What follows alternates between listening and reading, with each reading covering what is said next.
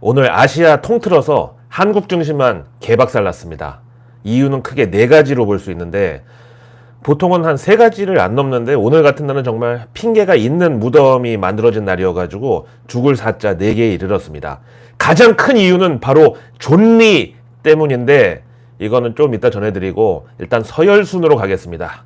먼저 윤석열 대통령이 현재 금융시장에 먹구름으로 작용하고 있는 금리 인상, 경기 침체 우려에 대해서 그건 알아서 해야지 왜 나한테 그러냐고 완전히 기자의 질문에다가 한기가 느껴질 정도로 금융시장을 패대기 치는 워딩으로 응수를 한 것입니다.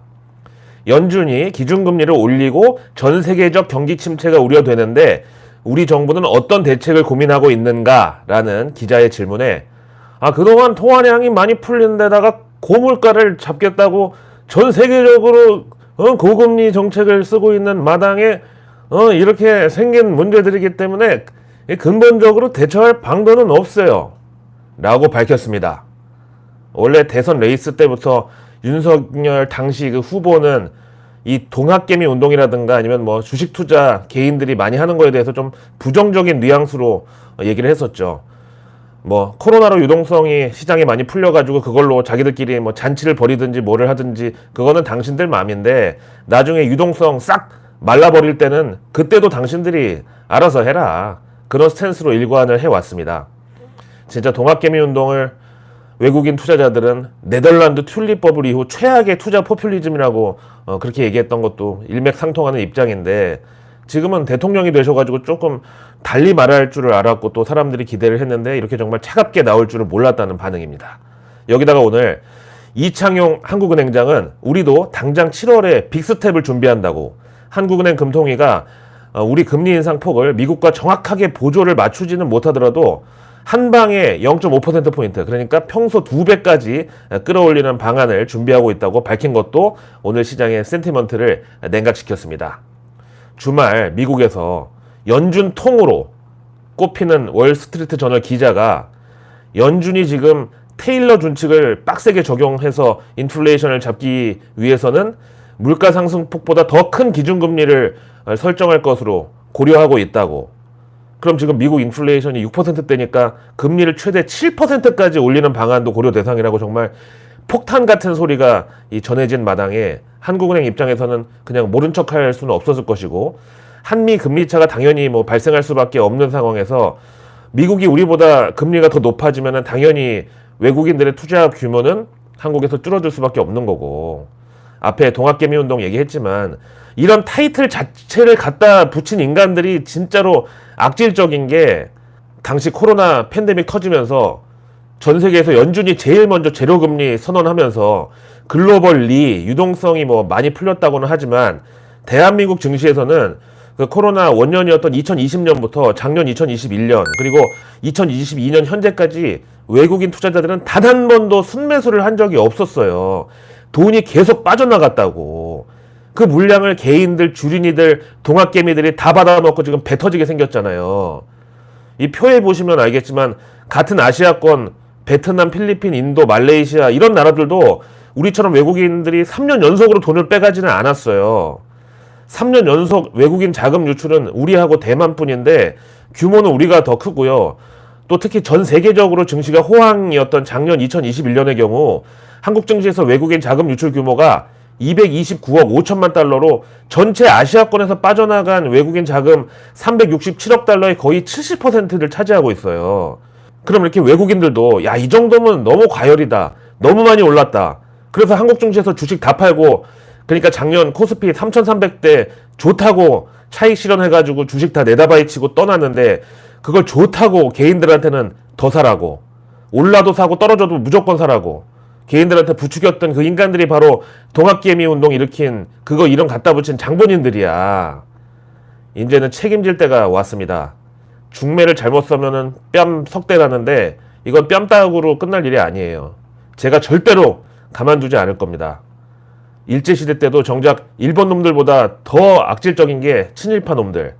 중간에서 얼마나 악랄하게 우리 민족을 착취시키고 희생시켰습니까? 그런 꼴을 2번 당할 수는 없습니다.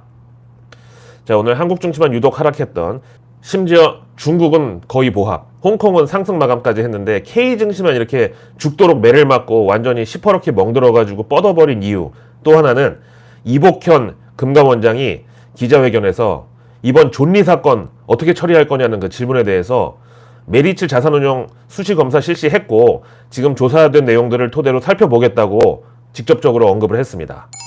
원래 질문한 기자도 존리 딱 집어서 어떻게 처리할 거냐고 이렇게 물어보면은 의뢰이 뭐 개인적으로 관심을 갖고 있지 않다 뭐 이런 식으로 그냥 담당자가 검토 중인 것으로 안다 이렇게 우회적으로 얘기할 줄 알았는데 금감원장이 대놓고 저렇게 직접 살펴보겠다고 이렇게 상당한 관심을 내비쳤다는 게 의외였다고 현장에 있던 기자가 저한테 전해왔습니다.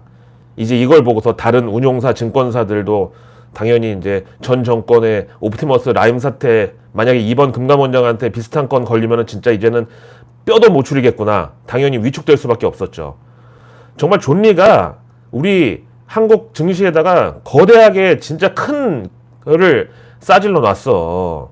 본인은 자꾸 이해충돌이 아니라고 주장하는데 자본시장법 84조에 따르면은 이해관계자 범위에 배우자도 포함됩니다. 그리고 자꾸 뭐 이익이 났으니까 투자자한테 피해를 준 게 아니라서 괜찮다고 주장하는 것 같은데 아니 상식적으로 봐도 고객 돈으로 이익을 낸 회사에서 그 주주인 자기 부인한테 이익이 전달되는 이 구조가 정상이냐고요. 하여튼 뭐 그 부인도 국적이 미국인이니까 뭐 알아서 하겠지만 진짜 이게 미국 같으면은 이런 짓거리를 했겠냐고. 이거 진짜 우리나라 너무 가볍게 보고 한 거 분명하잖아요.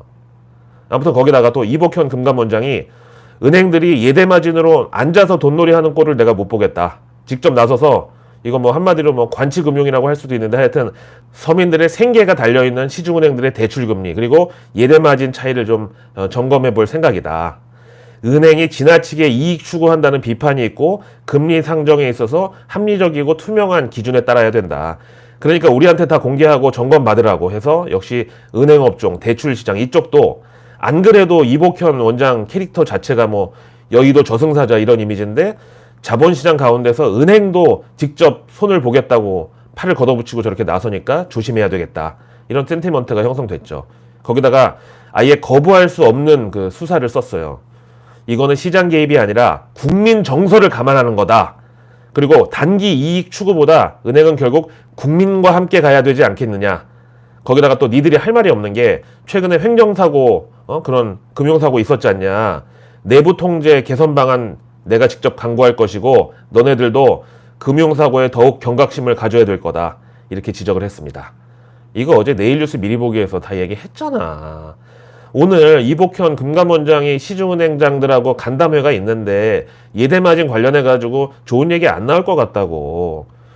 결국 이렇게 금리가 큰 폭으로 빅스텝, 자이언트 스텝, 축지법으로 막 오르는 이런 시기에 몇 안 되는 수혜주 가운데 하나였던 은행주도 이제는 조심해야 되는 상황이 왔습니다. 마지막 네 번째. 오늘 한국 증시 폭락의 원인은 러시아 관영 언론 타스 통신에서 러시아가 반도체 필수 소재인 히가스 이 수출 차단하겠다고 밝힌 거. 아니 러시아는 대체 뭔 자원이 이렇게 다양하게도 많이 있는지 괜히 마더 러시아라고 하는 게 아니네. 이 히가스는 공기 중에서 추출하기가 정말 어려운 아르곤, 헬륨, 네온 등등 6가지 기체 원소라고 합니다. 이게 이제 스마트폰에서부터 세탁기, 자동차, 뭐 TV 이런 소비자 가전에 전반적으로 들어가는 필수 소재라고 해요.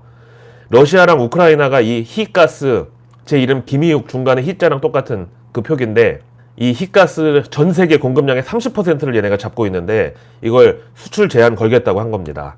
여기에 대해서 IT 전문 리서치 기관 테크셋의 요나스 순드크 비스트 연구원이 이번 러시아 수출 제한으로 한국이 악영향을 피해갈 수 없을 것이고 아예 대놓고 삼성이 있는 한국이 가장 먼저 고통을 느낄 것이다. 이렇게 표현했어요. 왜냐? 한국은 히가스를 전적으로 수입에만 의존하고 있는데 미국이나 일본, 유럽과 달리 생산을 늘릴 대형 가스 회사가 없기 때문에 대안이 없는 거나 마찬가지라고. 그러면서 이번 러시아의 히가스 수출 제한으로 가장 큰 이득이 될 국가는 바로 중국이라고 뭐 약 올리듯이 말을 이어갔는데 중국은 2015년 이후 자국 반도체 산업에 막대한 투자를 하면서 요 히가스를 이미 선제적으로 확보하는 그런 장비에도 따로 투자를 해왔기 때문이라고 설명했습니다. 근데 업계에서는 삼성전자가 저 말대로 뭐 점유율 30%대 러시아가 수출 제한한다고 진짜로 큰 고통을 겪을 것 같지는 않다고.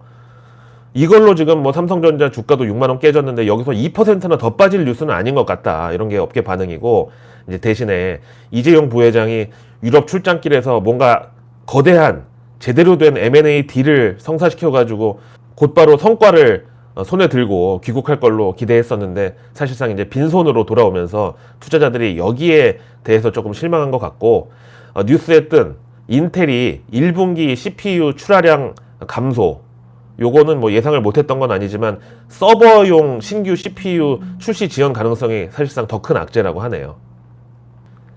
여기다가 아마존, 구글도 서버 수요를 지금 팍 줄이고 있다고, 주문량을 감소시키고 있다는 그런 장중에 외국계 의견 메신저까지 돌았습니다. 런하 반갑습니다. 당장 오늘 밤 미국 월요일장 이제 노예 해방 기념일로 휴장이어가지고 내일 아침에 미국이라도 좀 반등해 있기를 바라는 그런 마음도 이제 무산인데, 그럼 도대체 뉴욕 증시의 바닥은 어디냐? 정말 그 닷컴 버블 때처럼 이렇게 급락했다가 절반 반등 주고 또 급락했다가 또 그 절반 회복하고 이렇게 계단식으로 한 2년 동안 처박을 것이냐? 뱅크 오브 아메리카의 마이클 하트넷은 평균적으로 S&P 500 지수의 피크에서 바닥까지가 37.3%였다고. 평균 하락 기간은 289일이었다. 기간은 이제 한 절반 정도 온 거고, 그런데 그러면서 역사가 미래를 말해주는 것은 아니겠지만 만약에 이번에도 이런 통계를 따른다고 하면은 이번 베어마켓은 2022년 10월 19일 올해 블랙 먼데이 35주년인데 이때 끝나게 될 것이라고. 그리고 S&P 500의 바닥이 3,000포인트다. 그러면 결국 하반기 중에는 내년 불마켓을 위한 기회가 한번 온다고. 불마켓이라는 거는 한번 시작되면은 5년 동안 지속되고 평균 198%를 상승한다고. 다음번 불마켓은 2028년까지 계속될 수 있고 S&P 500 지수 기준으로 6,000포인트까지 갈 수 있을 걸로 본다. 그러면 현재 S&P 500 지수가 3,674포인트니까 이게 6,000 간다고 해서 요거를 코스피에다가 단순 대입을 하면은 코스피는 3,900포인트 갈 수 있다고 나오는데 진짜 그런 일이 일어날까요? 자, 이어서 오늘의 한국 증시 관련 외국계 리포트는 10만 전자에 대한 집착을 아직도 버리지 못하고 있는 골드만삭스.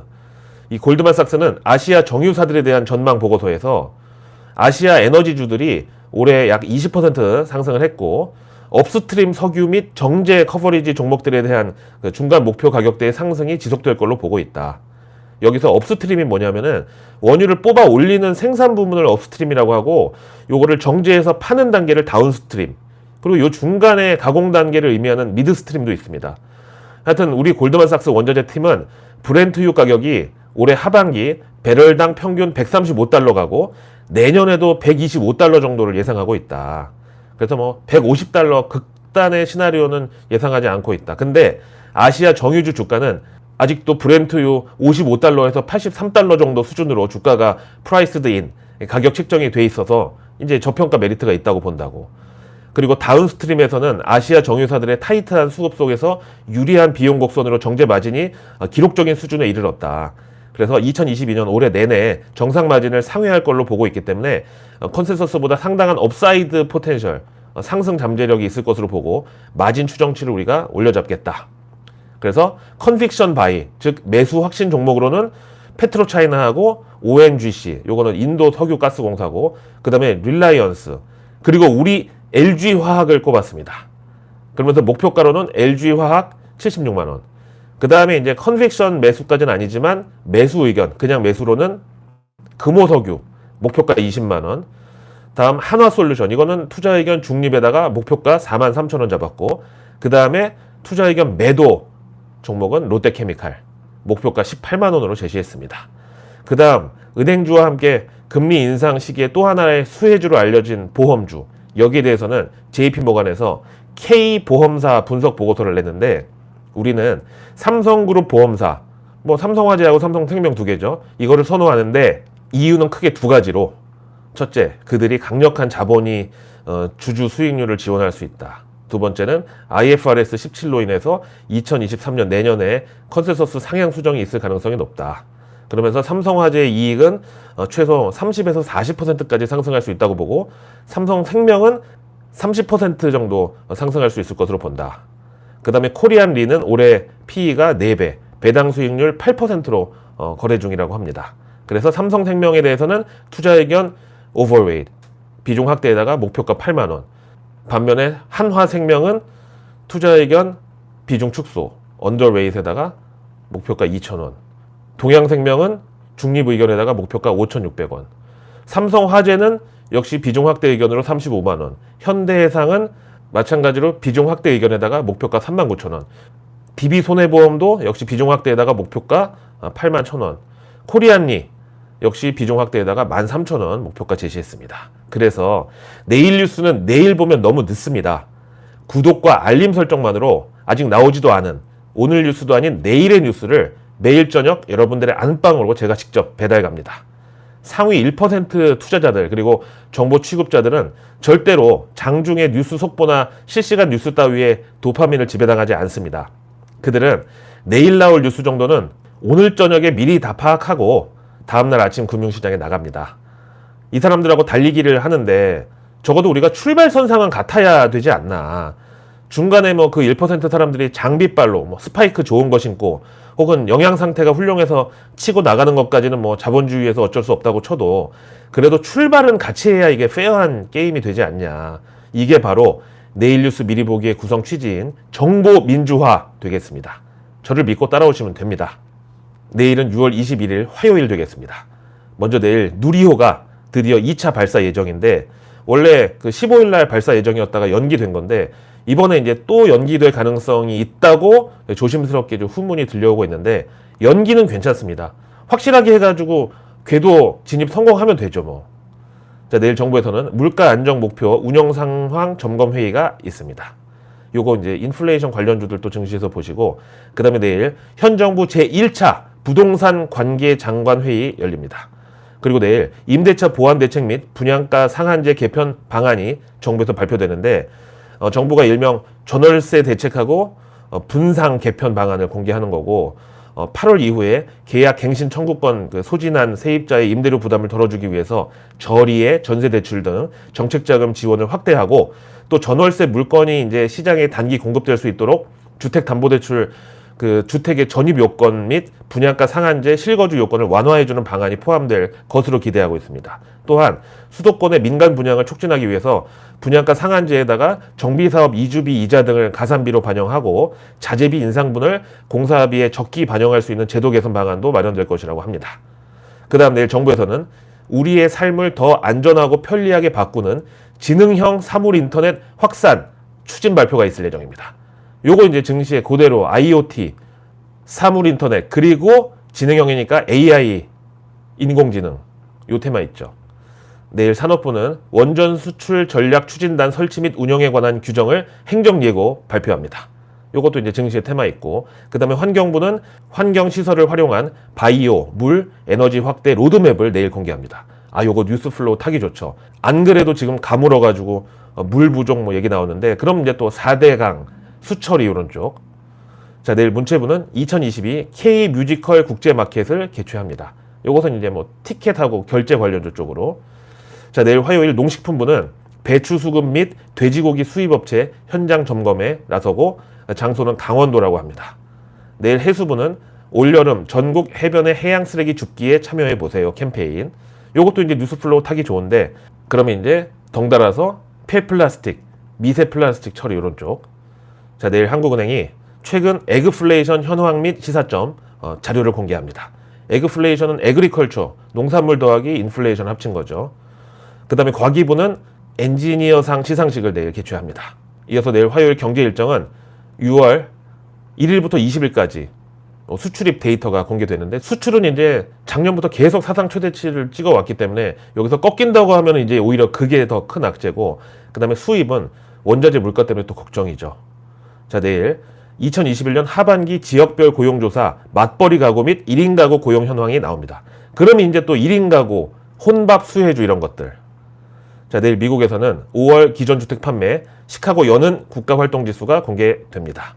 일단 미국 증시가 이번 주 월요일 휴장이고 주 4일 열리기 때문에 이번 첫 지표가 중요하다고 보고, 그리고 미국도 모기지금리가 지금 거의 작년 대비해서 2배 올라가지고 주택 판매 지표 잘 볼 필요가 있습니다. 그리고 내일은 제니 옐런 미국 재무장관, 그리고 토마스 바킨 리치몬드 연은 총재, 로레타 메스터 클리블랜드 연은 총재의 연설이 이어서 있습니다. 이제 또 연준 금리 인상에 대해서 지금 최대 7% 금리까지 나온 상황인데 여기에 대한 입장을 좀 들어볼 필요가 있겠죠. 자, 내일 한전이 3분기 전기요금 인상 여부를 드디어 발표하는 날입니다. 그리고 내일 국가식품 클러스터 국제 컨퍼런스가 개최됩니다.